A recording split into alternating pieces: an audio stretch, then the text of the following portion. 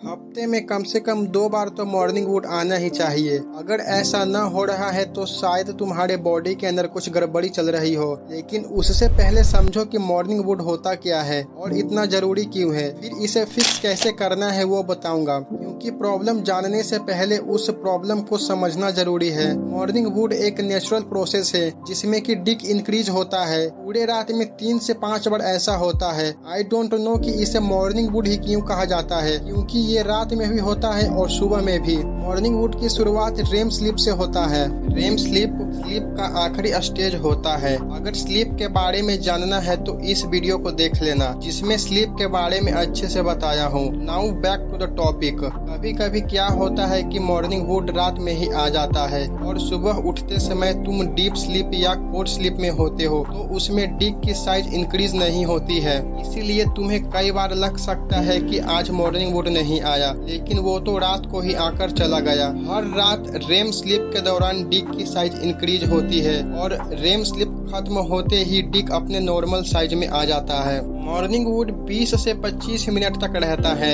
अगर तुम इस स्टेज पर उठ गए तो जान पाओगे, अगर नहीं उठे तो नहीं जान पाओगे। मॉर्निंग वुड 12-13 साल के बाद ज्यादा आने लगता है, क्योंकि इस एज के बाद बॉडी के अंदर टेस्टोस्टेरोन बनने का प्रोसेस शुरू हो जाता है। मॉर्निंग वुड सिर्फ हम लोगों को ही नहीं आता, ये जानवरों को भी आता है, जैसे कुत्ता, बिल्ली, बंदर। इनमें भी सेम पैटर्न देखा गया है। रेम स्लीप के दौरान इरेक्शन होता है। अगर किसी को लंबे समय से मॉर्निंग वुड ना आ रहा है तो पक्का है कि उसके बॉडी में कुछ न कुछ दिक्कत जरूर है। शायद उसके ऑर्गन सही से काम न कर रहे हो, या फिर ब्लड वेसल्स सही से न चल रहा हो, उसके डिक में कुछ गड़बड़ी हो। एक हेल्दी बॉडी को मॉर्निंग वुड आना ही चाहिए, ये बहुत जरूरी है। मॉर्निंग वुड का काम ये होता है कि ये बॉडी के सभी वेसल्स को चेक करता है, सभी वेसल्स अच्छे से काम कर रहे हैं या नहीं। डिक तक ताजा ऑक्सीजन पहुंचाता है ताकि उसमें खून अधिक मात्रा में पहुंचे। अगर तुम्हें मॉर्निंग वुड नहीं आ रहा है तो इसे ठीक करने के कुछ देसी उपाय बताता हूँ। जब मैं पूरी तरह से वेजिटेरियन बन गया तो मुझे मॉर्निंग वुड आ ही नहीं रहा था। लगातार 2.5-3 महीने तक नहीं आया। मुझे लगने लगा कि मैं पवित्र होने लगा हूँ, क्योंकि सुबह सुबह इरेक्शन मुझे पाप जैसा लगता था। लेकिन आज पता चला कि वो पाप नहीं, मेरे जीवन का श्राप था। फिर अपने डाइट में दूध ऐड किया और साथ में हाई प्रोटीन वाला फूड जैसे फूला हुआ चना और मूंगफली, तो मुझे फिर से मॉर्निंग वुड आना शुरू हो गया। अगर तुम इन बाबाओं की बात सुने तो तुम पवित्र बनो न बनो, लेकिन नपुंसक जरूर बन जाओगे, क्योंकि ये लोग अंडा तक को खाने को मना कर देते हैं जिसमें कोई जान नहीं होता। मेरा एक दोस्त है अमृत, वो बोलता है अगर तूने अंडा खाया तो तू भ्रूण हत्या करेगा। मेरा दोस्त दिखने में ऐसा है, सेम इसके जैसा, बस 19-20 का ही फर्क होगा, इससे ज्यादा नहीं। मैं उसे बता के थक गया कि जो अंडा मार्केट में मिलता है वो अनफर्टिलाइज होता है, मतलब उसमें मेल मुर्गे का कोई सहयोग नहीं होता। फीमेल मुर्गे खुद अकेले अंडा देती है, लेकिन वो मानने को तैयार ही नहीं है। नहीं, इससे पाप लगेगा, ईश्वर मुझे माफ नहीं करेंगे।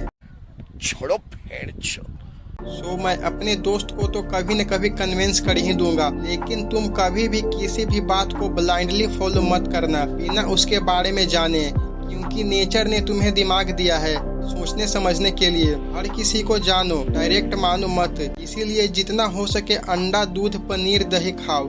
अगर तुम मीट या चिकन खा सकते हो तो वो भी खाओ। सो नंबर फर्स्ट पे तो यही है, हाई प्रोटीन वाले फूड को कंज्यूम करो। सेकंड है अपनी स्लीप को फिक्स करो। मैंने जब से 8-9 घंटे की स्लीप ली है, सिर्फ मॉर्निंग वुड ही फिक्स नहीं हुआ, मुझे पिंपल कम होना शुरू हुआ।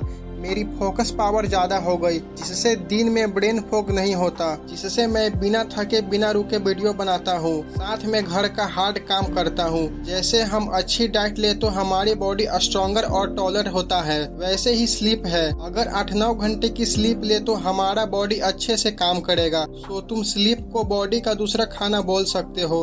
अभी एक फुटबॉलर बहुत वायरल हो रहा है, उसका नाम तो याद नहीं आ रहा। ये बता रहा था कि वो स्लीप को एक ट्रेनिंग ट्रेनिंग की तरह लेता है। ये आदमी दिन के 6000 कैलोरी खाता है और ज्यादातर एनिमल बेस्ड ही फूड होता है। अगर तुम्हें मॉर्निंग वुड न आ रहा है तो स्लीप को फिक्स करो, पक्का है कि तुम्हारी मॉर्निंग वुड फिर से आ जाए। नंबर 3 है, जितना जल्दी हो सके स्मोकिंग और एल्कोहल को टाटा बाय कर दो, वरना ये दो चीजें पूरी बॉडी को डिस्ट्रॉय कर देगी। इसमें मौजूद केमिकल बॉडी के किसी एक पार्ट को टारगेट नहीं करता, ये लगभग उन सभी पार्ट को टारगेट करता है जो बॉडी के लिए बहुत इंपॉर्टेंट है। Lungs, kidney, blood vessels, reproductive system, liver, brain, hormone जिसमें टेस्टोस्टेरोन आता है, ये सभी बॉडी के जरूरी पार्ट हैं। जिसमें कि ब्रेन इरेक्शन करने वाला सिग्नल भेजता तो है, लेकिन वो नीचे आते आते कम हो जाता है। अगर स्मोकिंग काफी लंबे समय से कर रहे हो और दिन के 4-5 सिगरेट पीते हो तो सिग्नल बिल्कुल ही नहीं आती, जिसमें ब्रेन को ज्यादा एफर्ट लगाना पड़ता है। इवन ब्रेन को ही नहीं,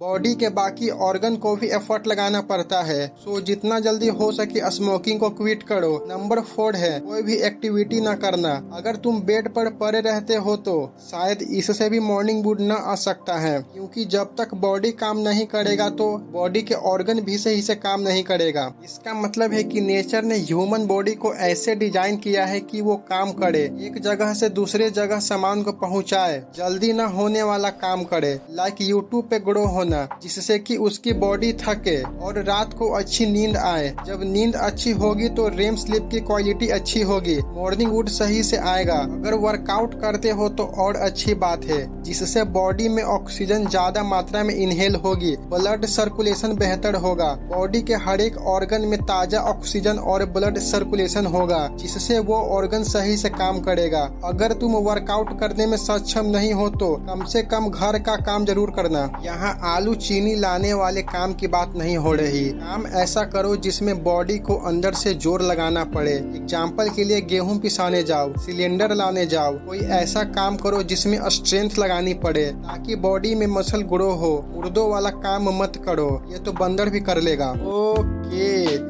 अगर ये वीडियो इन्फॉर्मेटिव लगी हो या कुछ नया नॉलेज मिला हो तो सब्सक्राइब कर देना। Bye bye.